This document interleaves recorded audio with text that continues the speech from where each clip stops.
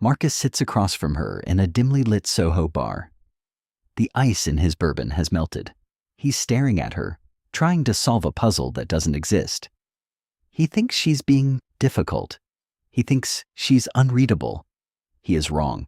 Dead wrong. She isn't a puzzle. You aren't a detective.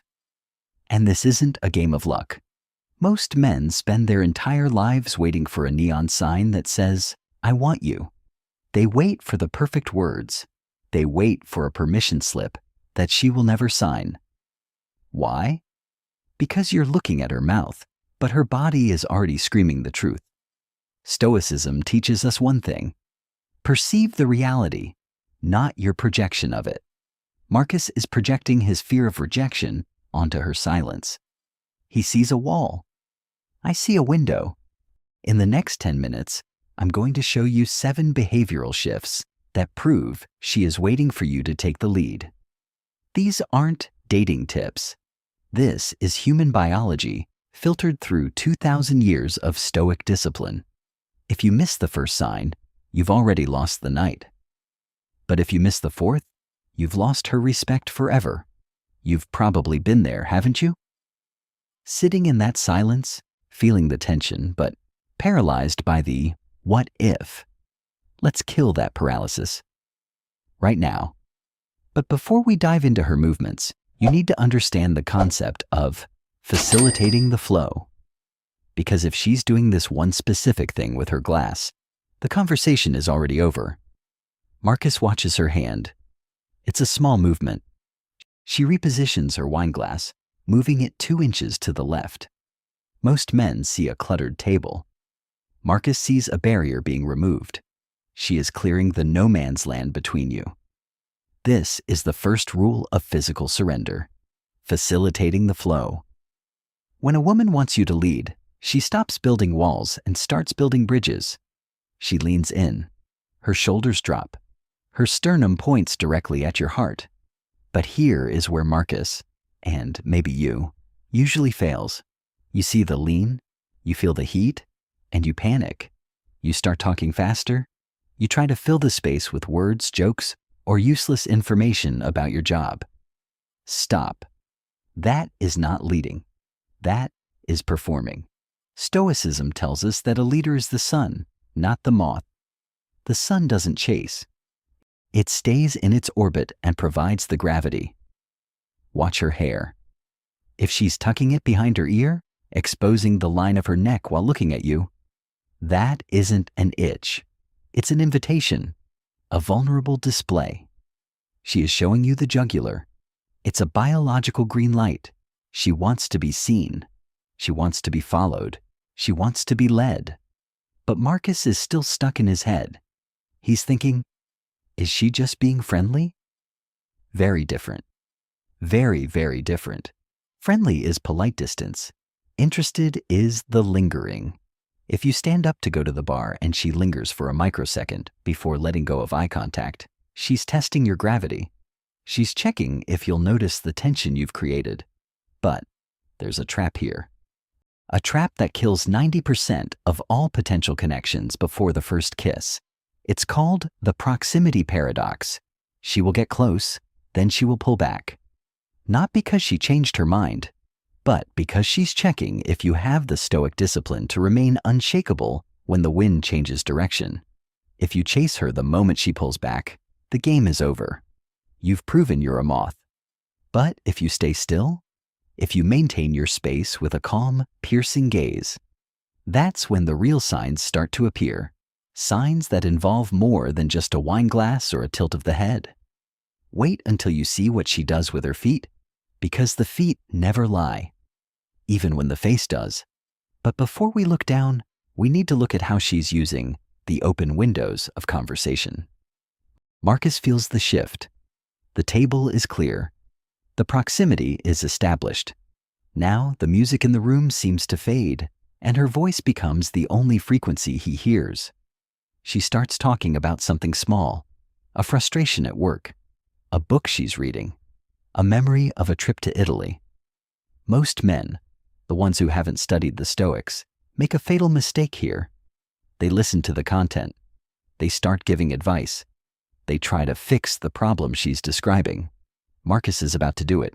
He's opening his mouth to say, "You should just tell your boss that." Stop. Don't fix the story. Listen to the subtext.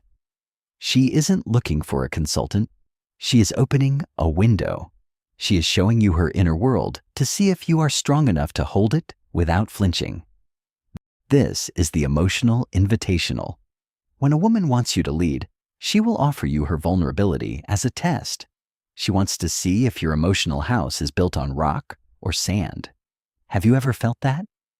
That moment where she looks at you after sharing something personal, waiting for your reaction? If you overreact, you're sand. If you get overly emotional with her, you're sand. The Stoic leader practices objective listening. Marcus closes his mouth. He leans back slightly, not away from her, but into his own power. He maintains eye contact. He doesn't fidget. He doesn't look at his phone. He gives her the most expensive gift a man can offer in 2024, unleveled presence. By staying calm while she is vulnerable, Marcus is signaling that he is a safe harbor. He is proving that he can lead the emotional climate of the room. But then she does something strange.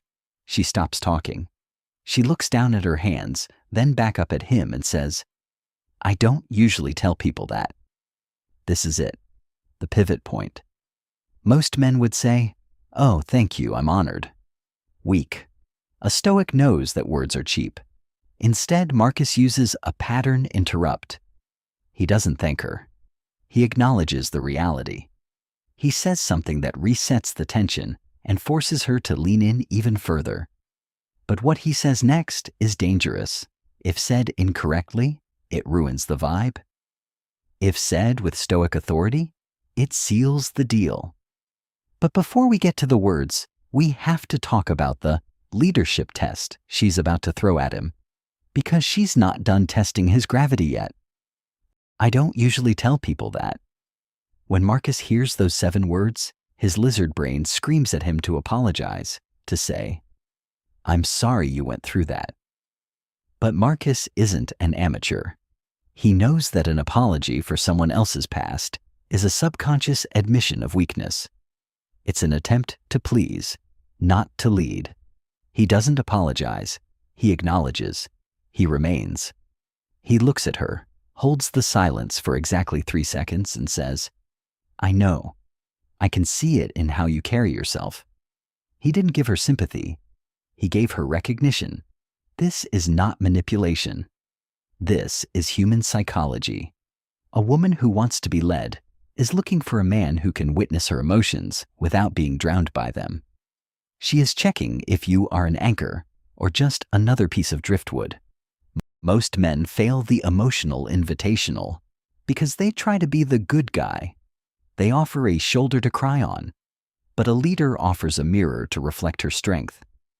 Think about your own life. Have you ever been in a conversation where a woman shared a secret and you felt the sudden urge to fill the silence with, "I understand," or "me too"? That urge is your insecurity talking. It's the moth trying to reach the flame. Marcus stays in his orbit. He watches her eyes. He notices the slight tension in her jaw. He knows she is waiting for him to decide where this conversation goes next. This is the Stoic filter. You filter the noise of her words to find the signal of her intent. The signal is clear. She has opened the door. She has let you see the messy, unpolished version of her life. Now she is waiting to see if you will walk through that door as a guest or as a master of the house. But be careful. If you move too fast now, you break the spell. If you move too slow, the door closes forever. But how do you know the exact moment to shift from listening to leading? The answer isn't in what she says, it's in a specific test she's about to throw at Marcus. A test designed to see if he can handle the pressure of her no. Marcus is at the peak of the mountain. The conversation is deep. The signals are green, and then it happens. She throws a curveball, a test of leadership. Maybe she disagrees with him on something trivial. Maybe she suggests a different place for the next drink. Or maybe she simply goes quiet to see who will break the silence first. Most men crumble here. They think they've done something wrong. They start backpedaling. They start explaining. They start apologizing for having an opinion. Don't explain. Don't apologize. Don't retreat. Stoicism teaches us that your power doesn't come from her agreement. It comes from your own consistency. Marcus doesn't flinch. When she challenges his choice of wine or his view on a topic, he doesn't get defensive. He smiles, a calm, knowing smile. He understands this isn't about the wine. It's about his frame. This was not a rejection. This was an invitation to hold the line.